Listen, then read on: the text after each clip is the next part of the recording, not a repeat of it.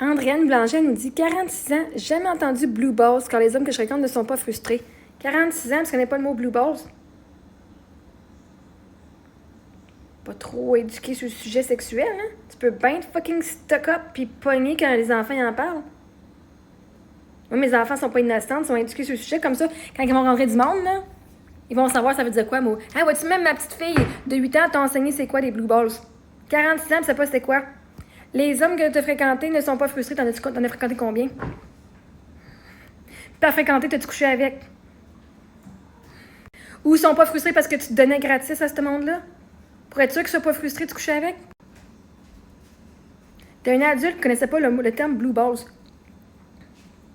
Puis on a Martin Bélanger ici. Dans quel contexte tu parles de gars qui ne se sont pas masturbés, n'ont pas éjaculé depuis longtemps à un enfant de 8 ans? Fuck, est vrai. Moi-même, je connaissais même pas cette expression blue balls. Parce que c'est pas anglophone ici. Est-ce que j'ai appris ça? Sais-tu que j'ai appris ça où? En Ontario.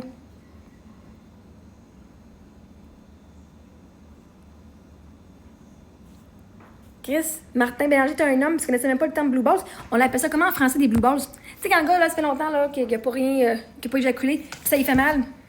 On appelle ça comment en français? C'est ma gang d'inéduqués sexuellement. Les boules bleues ou blue balls en anglais est un terme d'argot qui désigne la congestion temporaire des testicules accompagnée de douleurs testiculaires qui serait causée par une excitation sexuelle prolongée sans éjaculation. Le terme serait apparu aux États-Unis en 1916. Les urologues appellent cet état hypertension épididymale. Elle peut provoquer une spermatocèle, augmentation de volume dans le scrotum formée par l'accumulation de sperme dans le testicule ou dans l'épididyme. Cette sensation n'est pas vécue par tous les hommes. Bien que le sujet soit largement discuté dans les médias populaires, il n'y a quasiment aucune information dans la littérature médicale jusqu'à l'article de Chalet et Neremberg dans Pediatrics en 2000, qui rapporte le premier cas. Celui d'un adolescent de 14 ans ayant ressenti à 2 reprises des douleurs après des relations sexuelles sans éjaculation. Les 2 chercheurs proposent comme traitement un exutoire sexuel où que la personne atteinte déplace un objet lourd provoquant l'équivalent d'une manœuvre de Valsalva. L'année suivante, les urologues réagissent, partagent l'idée que ces cas soient étudiés avec toute attention mais qu'ils méritent, tout en émettant des doutes sur le traitement proposé en première intention. Pour le magazine Mademoiselle, il existe bien un certain nombre de femmes et d'hommes qui ressentent un sentiment d'inconfort ou de légère douleur après une phase d'excitation sans orgasme. Mais seuls les hommes utiliseraient cet argument pour donner la poursuite ou la reprise de relations sexuelles, ce que le magazine rattache à la culture du viol.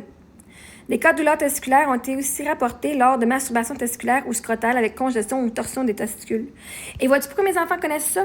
Parce que moi, j'enseigne mes enfants, justement, le consentement et tout. Right? Parce qu'il y a des enfants qui se font fucking abuser, violer à l'âge de 5, 6, 7 ans, 8 ans, 10 ans. Puis vois-tu, mes filles, là, quand il va y avoir un gars, là, peu importe l'âge, il y a des enfants qui ont des relations sexuelles à 8 ans. Il y en a qui en ont à 10 ans puis à 12 ans. Je te garantis, si mes filles vont faire partie de cette gang-là, peut-être, je veux dire, moi, hey, t'as droit, protection et tout, OK? Mais ça, c'est dit, c'est pas leur intention en ce moment. Ça, c'est dit, elles ne vont pas céder sous la pression qu'il y a un gars qui va dire « Ah, je suis trop excitée. Là, c'est ça, t'es une petite garce parce que tu m'excites. Puis là, j'ai mal à cause de toi. »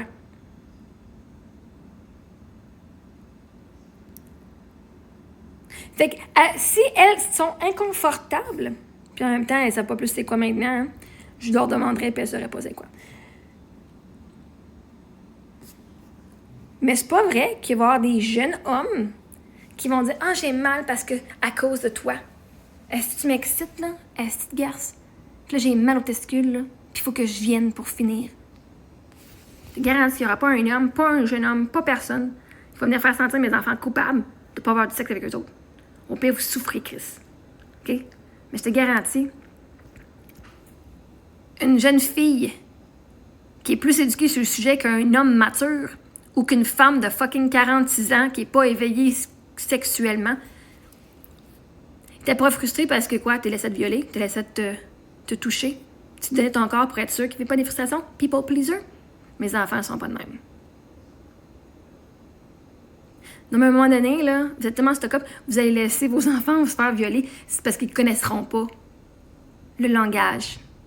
Ah ouais, mais il a dit qu'il avait mal. Je l'ai aidé, le pauvre. Mes enfants ne seront pas les gens à tomber pour ça. Est-ce que je vais les éduquer qu'ils ne tombent pas pour ça?